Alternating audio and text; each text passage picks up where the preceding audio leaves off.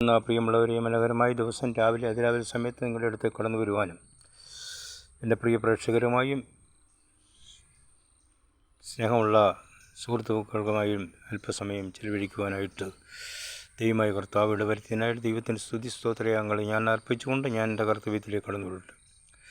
നമ്മളെല്ലാവരും ദേവാലയങ്ങളിൽ പോയി പ്രാർത്ഥിക്കുന്നവരാണ്. ഈശ്വരവിശ്വാസമുള്ളവരും ഇല്ലാത്തവരും പോയി പ്രാർത്ഥിക്കുന്നുണ്ട്. ഇല്ലാത്തവർ രഹസ്യമായി പ്രാർത്ഥിക്കുന്നതായിട്ട് എനിക്കറിയാനായിട്ട് കഴിഞ്ഞിട്ടുണ്ട്. അപ്പോൾ ഇവിടെ വേറൊരു പ്രശ്നം ഉദിക്കുന്നത്, നമ്മൾ ഈശ്വരൻ്റെ സന്നിധിയിലേക്ക് ചെല്ലുമ്പോൾ, അല്ലെ ദൈവത്തിൻ്റെ സന്നിധിയിൽ ചെല്ലുമ്പോൾ വിശുദ്ധിയോടും വെടിപ്പോടും നിർമ്മല ഹൃദയത്തോടും കടന്നു ചെല്ലണം എന്നുള്ളതാണ് എല്ലാ മതങ്ങളും പഠിപ്പിക്കുന്നത്. ക്രിസ്ത്യ മതം പഠിപ്പിക്കുന്നത് അങ്ങനെയാണ്, ഇസ്ലാം മതം പഠിപ്പിക്കുന്നത് അങ്ങനെയാണ്, ഹൈന്ദവ മതം പഠിക്കുന്നത് അതാണ്, ബുദ്ധമതം പഠിപ്പിക്കുന്ന അതാണ്, ജൈനമതം പഠിപ്പിക്കുന്നത് അതാണ്. എല്ലാ മതങ്ങളും പഠിപ്പിക്കുന്ന വിശുദ്ധിയോടും നിർമ്മലതയോടും ശരീരശുദ്ധിയോടും കൂടി കടന്നു ചെല്ലണം എന്നുള്ളത്. എന്നാൽ നമ്മുടെ പല ദേവാലയങ്ങളിലും കടന്നു ചെല്ലുന്നവർ പുറമേ വിശുദ്ധി കാണിക്കുമെങ്കിൽ അകമേ വിശുദ്ധിയില്ലാത്തവരാണ്. ദുഷ്ടത, ചതി, വഞ്ചന, കപടഭക്തി, സ്നേഹമില്ലായ്മ, ക്രൂരത, ഇതൊക്കെ അവരുടെ കൈമുതലാണ്. അങ്ങനെയുള്ളവർ ചെന്ന് പ്രാർത്ഥിച്ചാൽ ഈശ്വരൻ അല്ലെങ്കിൽ ദൈവം അല്ലെങ്കിൽ അള്ളാഹു കേൾക്കുമെന്ന് ഞാൻ വിശ്വസിക്കുന്നില്ല. നമ്മൾ ദേവാലയത്തിൽ ചെല്ലുമ്പോൾ അല്ലെങ്കിൽ മറ്റുള്ളവരുടെ മുമ്പിൽ നിൽക്കുമ്പോൾ ശരീരത്തിനകത്തെ വിശുദ്ധിയാണ് ഏറ്റവും പ്രധാനം. അതുപോലെ പുറത്തെ വിശുദ്ധിയും ഏറ്റവും അത്യാവശ്യമാണ്. എങ്കിൽ മാത്രമേ ദൈവം നമ്മൾ പ്രസാദിക്കുകയുള്ളൂ എന്നുള്ളത് നാം ഓർത്തിരിക്കണം. പലപ്പോഴും നമ്മുടെ പുരോഹിത വർഗം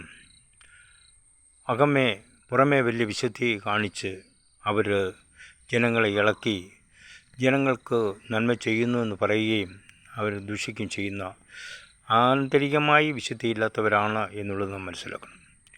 എന്നാൽ പാവപ്പെട്ട ജനങ്ങൾ, കഷ്ടത അനുഭവിക്കുന്നവർ, ദുഃഖിക്കുന്നവർ, നിരാശരായവർ, ആലംബഹീനർ, അവരൊക്കെ ശരീരത്തിൻ്റെ പുറത്തും അകത്തും വൃത്തിയാക്കി ഈശ്വര ഭജനം നടത്തുന്നതായിട്ട് അല്ലെങ്കിൽ ദൈവത്തെ സ്തുതിക്കുന്നതായിട്ട് കാണുവാൻ കഴിയുന്നുണ്ട്. ഹേ മനുഷ്യ, എനിക്ക് നിങ്ങളോട് പറയാനുള്ളത്, നിങ്ങൾ ദൈവത്തിൻ്റെ അടുത്ത് ചെല്ലുമ്പോൾ കപടഭക്തിക്കാരായി കടന്നു പോകരുത്. പോയാൽ നിനക്കും നിൻ്റെ കുടുംബത്തിനും അത് ദോഷം ചെയ്യും എന്നുള്ളത് നാം മനസ്സിലാക്കണം. ഒരിക്കലും നമ്മളങ്ങനെ ചെയ്യരുത്. കാരണം ദൈവസന്നിധി, സകലത്തെയും അറിയുന്ന ദൈവം, സകലത്തെ സൃഷ്ടാവായ ദൈവം, അഖിലാണ്ടത്തെ ഉടയവനായ ദൈവം ഇതെല്ലാം കണ്ടുകൊണ്ടിരിക്കുകയാണ്.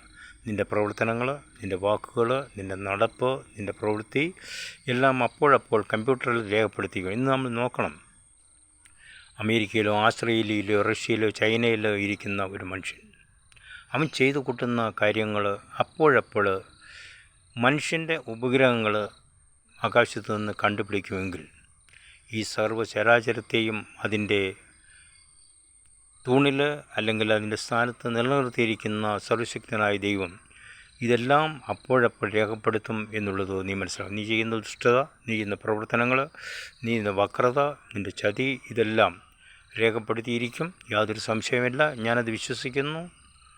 അതുകൊണ്ട് നമ്മൾ ഈ ലോകത്ത് ജീവിക്കുമ്പോൾ നന്മ നമ്മളെ കഴിയുന്ന ചെയ്യുക. വിശുദ്ധിയോടും വെടിപ്പോടും നിർമ്മല ഹൃദയത്തോടും സഹോദരി സ്നേഹത്തോടുള്ള ഈശ്വരൻ്റെ അടുത്തേക്ക്, ദൈവത്തിൻ്റെ അടുത്തേക്ക്, അള്ളാഹുവിൻ്റെ അടുത്തേക്ക് നമുക്ക് കടന്നു ചെല്ലാം. അവരവർ വിശ്വസിക്കുന്ന ആചാരങ്ങൾക്കനുസരിച്ച് വിശുദ്ധിയോടും നിർമ്മലതയോടും അകവും പുറവും വിശുദ്ധിയെ ജീവിതം നയിച്ചുകൊണ്ട് നമുക്ക് ജീവിക്കാം. ദൈവത്തെ പുകഴ്ത്താം, പരിശോധിക്കാം, ആനന്ദിക്കാം. അതിന് ദൈവം നമ്മളെ അനുഗ്രഹിക്കട്ടെ. എൻ്റെ പേര് ബേബി മലശ്ശേരി. ഞാനൊരു സാമൂഹ്യ പ്രവർത്തകൻ. എൻ്റെ നമ്പർ 0916238290270.